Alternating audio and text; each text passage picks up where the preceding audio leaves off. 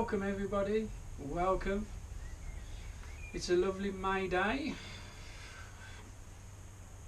I hope you've all had a great day. I've had a good day. Okay, tales from the art patient that hopefully will help you get somewhere. That somewhere is ELF. You may currently be there. I want you, wow, there. I want you like me, there. Okay. Interesting story today. Let's get straight on with it. Thanks for watching. Subscribe, more to come. Thank you. Okay, in May 1990, going back some time, a pharmaceutical company by the name of Merck, really big pharmaceutical company, put 2 patents in for a drug. It was a combination drug.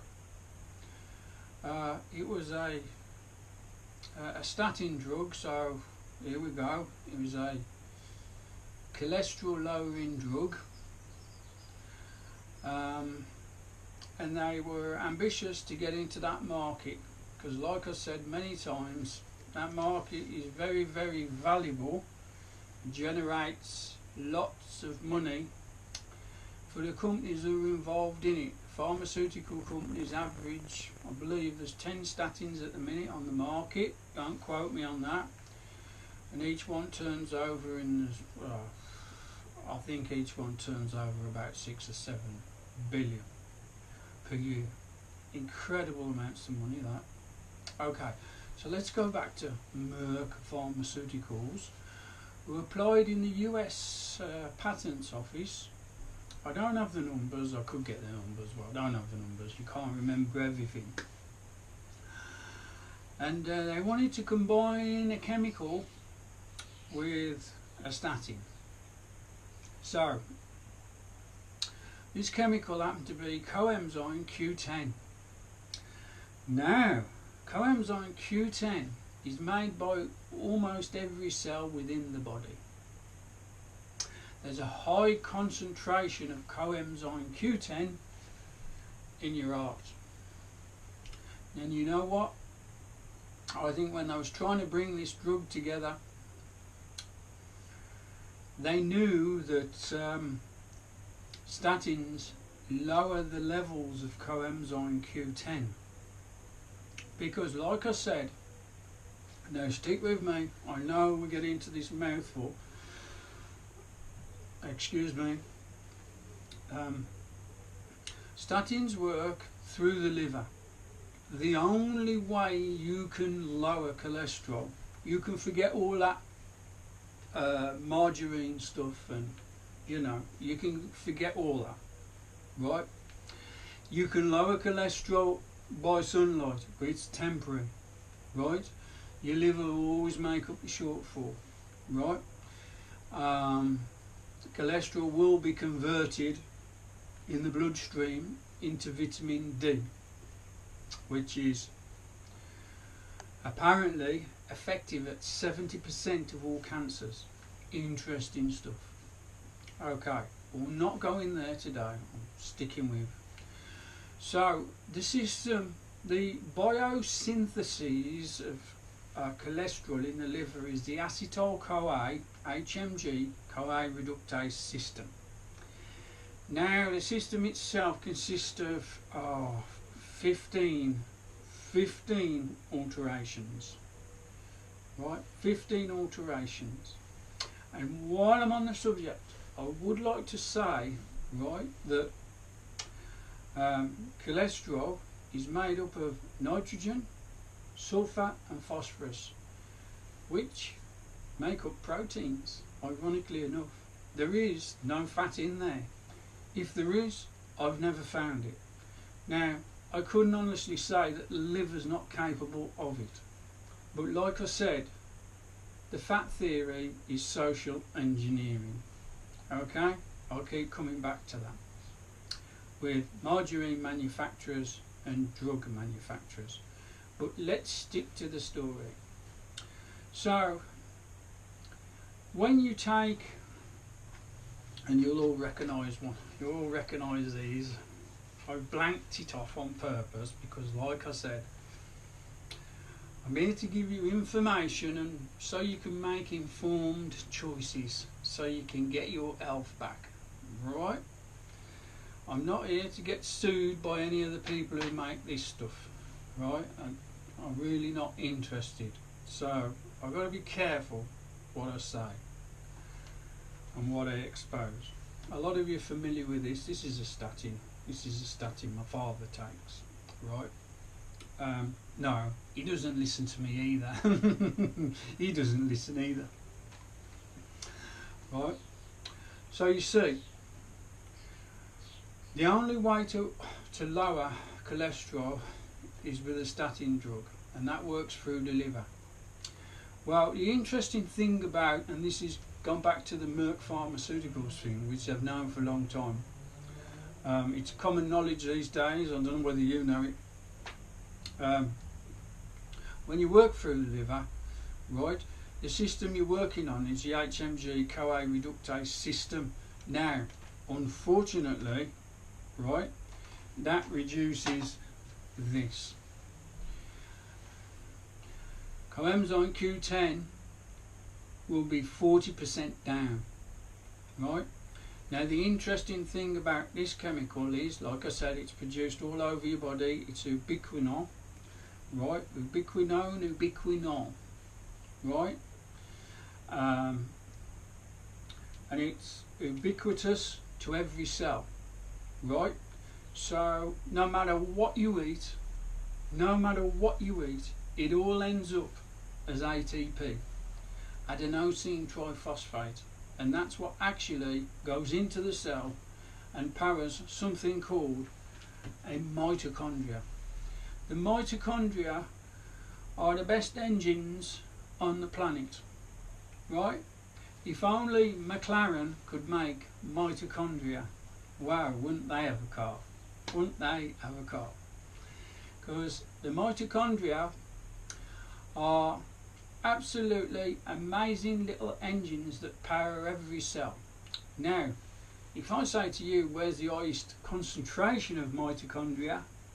Yeah, you've got a great idea, ain't you? It's going to be in the heart muscle, because the heart, obviously, each cardiac muscle, each individual myofibril is going to need a lot of mitochondria, and that's where the highest concentration is. So that's where you're going to have the highest concentration of coenzyme Q10. Well, if you're on statins, you've already lowered that by 40%.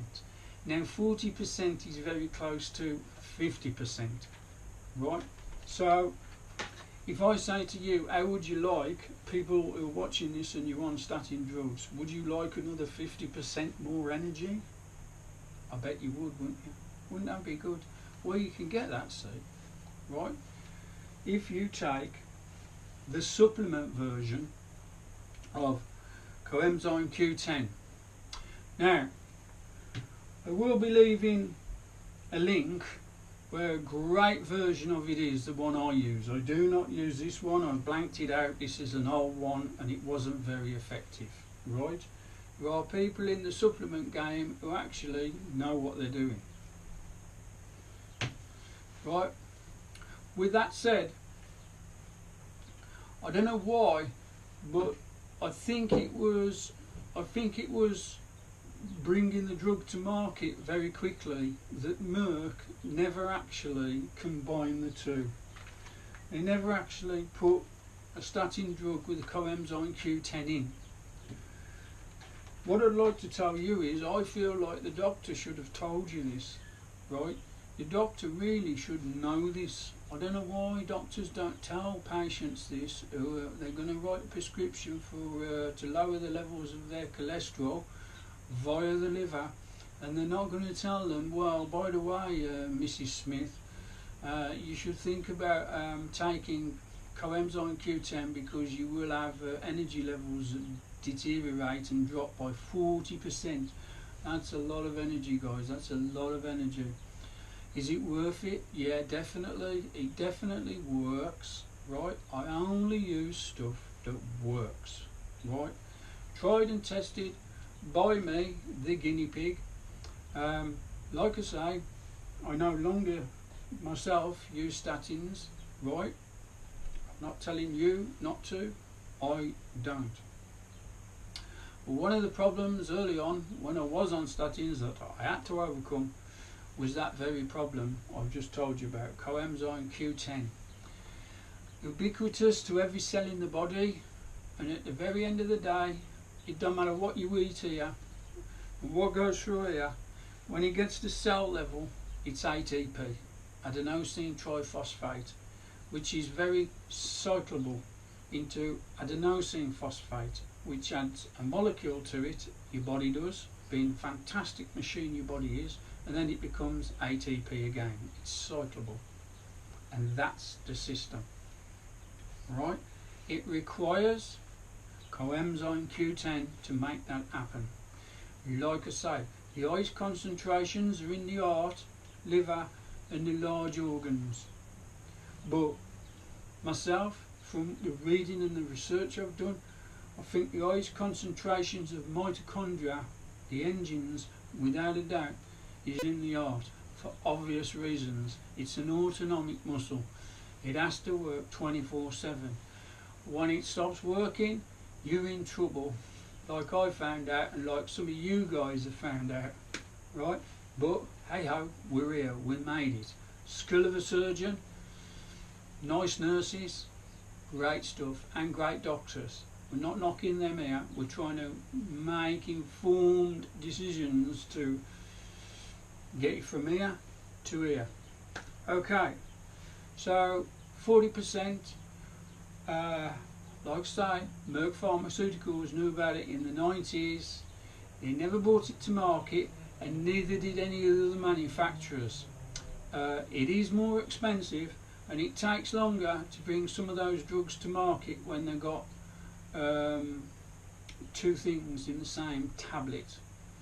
And they were under pressure because they had been beaten to the starting line by other manufacturers who already had a statin drug on the market and were doing making lots of money with it. So there you have it. Nice talking. If you want to hear more videos, subscribe, blah blah blah.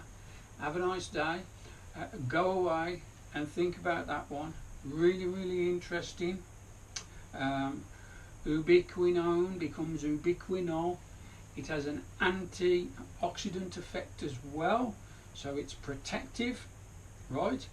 Lo and behold, it stops LDL, bad cholesterol, from oxidizing, right? I'll be talking about oxidation and free radical damage. That's what inevitably puts you in the ground and shortens your life. Now, I've also come across figures with coenzyme Q10 that can possibly prolong life by up to 7 or 8 years. How true they are, who knows? The people who make drugs are going to deny it, and the people who make supplements are going to say, yeah, that's true. So unless you try it for yourself, you'll never know. Now, one thing I should mention, excuse me, is as you age, you're less likely to produce as much coenzyme Q10. Like I said, it's produced in most cells in the body with a high concentration in the heart and the larger organs. As you age, you lose vitality, so you're not going to produce as much. The age of maximum production is way back when we were all 25. Remember when you was 25, eh?